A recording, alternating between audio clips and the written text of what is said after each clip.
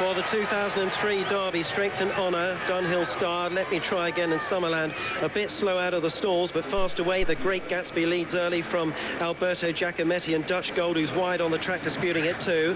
Then Ballestrini's a handy fourth, with Magistrati inside him. Refuse to Bend is running about seventh at this stage, very handily placed, with Lundy's Lane running next. Franklin's Gardens very wide. Prince Nureyev just inside him. Uni Gold in mid-division, and Let Me Try Again racing past horses with Brian Baru to get a handy position. Chris Kin is on the tails of the leaders too.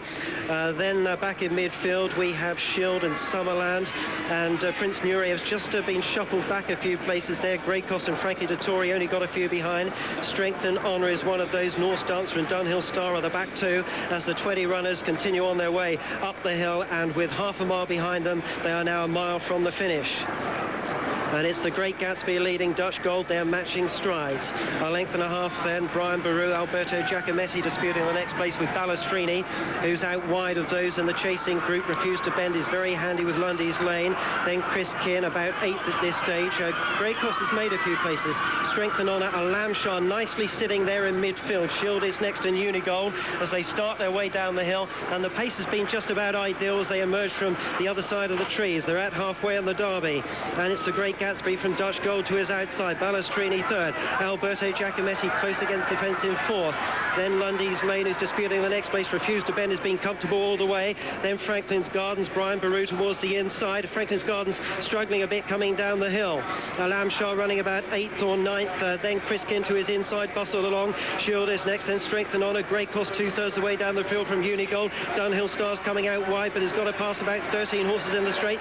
Then Prince Nureyev. Magistrati is last as they turn into the straight. They're at Tatland Corner now, 3 furlongs to go. Great Gatsby goes for home, and Dutch Gold follows him through. Ballestrini hard ridden there in third place, and then it's Alberto Giacometti.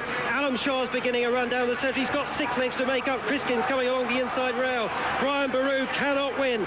Furlong and a half to go. The Great Gatsby still in front from Dutch Gold. Here's Ballestrini, and Criskin struggling to get into it. Lamshar, 6 more Stancer, powering home down the centre of the track for the Great Gatsby in the pink colours in front of Ballestrini. Here comes Criskin racing home. A Lamshar flying home too, and more Stancer. Criskin takes the lead yellow beach. Criskin's going to win the Derby. Criskin by a length tight for second. The Great Gatsby and a Lamshar. Then Norse Dancer and Ballestrini and Dutch Gold, and Let Me Try Again in Greycross, and Magistrati next, and Shield is back in the midfield with Summerland, who Refused to Bend, who faded out. Commentary from Lee Mackenzie. Chris Kin winning the 224th Epsom Derby. Chris Mitchell and Julian Armfield are at Epsom. Were you lucky, Chris? I hope you didn't listen to our tips. No, I never listened to you, Chris. Never. We were only joking anyway. I did say Chris Kin weeks ago. But I don't think anybody was listening. No, I heard you. No, of course, Chris Kin, 6-1. The Great Gatsby, 20-1. And a Lamshar there, 4-1, wearing the colours of the Aga Khan. Yeah, so the Derby's back in England, Julian. Yes, the Irish have had it for the last 3 years. I had a feeling it was going to come back to England today, not with the one I expected, but a tremendous win and a great ride by Kieran Fallon, who's riding better than ever this season, and had Chris Ken in exactly the right place throughout the race, ran on well to beat the gallant, the Great Gatsby. The Great Gatsby, it looked like it had the race sewn up a furlong out, but it hit that famous Derby hill, and that seemed to take some of the sting out of the Gatsby's tail. Yes, it did. I think he just failed up the hill, as you say, given a super ride by Pat Edery, and looked as if he was going to hang on. He did stay, and I don't think there's any question about stamina.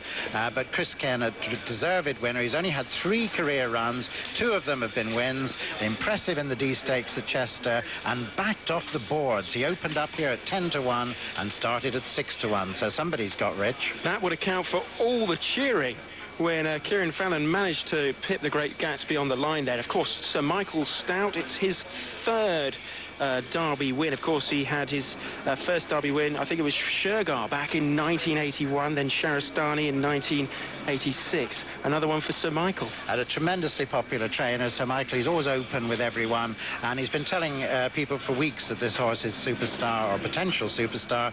He supplemented him for £90,000 to run in the race, and that should have been a tip for all of us. My selection, Norse Dancer, finished like a steam train to finish 4th, but that's not much help. And the Irish, of course, was second and third, because Alam Shah at 4-1 also came from a long way back to capture third place. Do you think there were any unlucky horses? We talk about this undulating course at Epsom with the tight bend, the uphills, the downhills. Were there any unlucky in running today? Not that one could see, obviously. In fact, the field was spread out, wasn't it, from Tattenham Corner right up the hill. Very few horses actually got into it. But there's no doubt that the best horse won, and a tremendous win, and as I say, terrifically ridden by Fallon, and a great training achievement by Sir Michael Stout. You could have still got 14-1 a couple of days ago. Incredible price for that quality of horse. Of course, they'll be having a red stripe or two in Barbados today, because, of course, Sir Michael was born in Barbados. His father was the chief of police there. For the first at